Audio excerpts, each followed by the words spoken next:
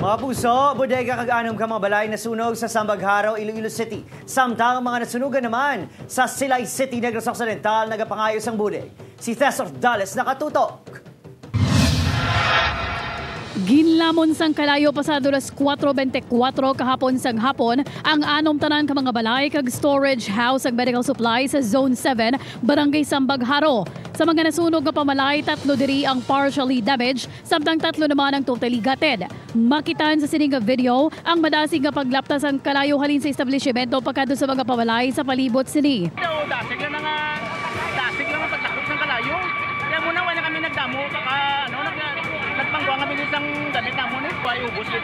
Sunod sa Iloilo City Fire, ginapanagiyahan ni JFL Conato ang establishmento. Alas 4:58 na nagdeklara sang far out ang mga katapos ang BFP.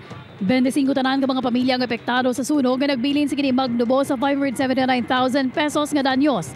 Nagabalayon pang investigasyon sa gintunaan sang kalayo.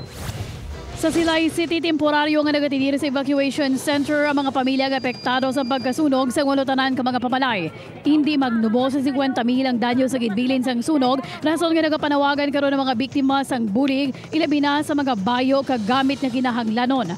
Nagapadayon pa man ang investigasyon sang BFP kung ano ang gintunaan sang sunog.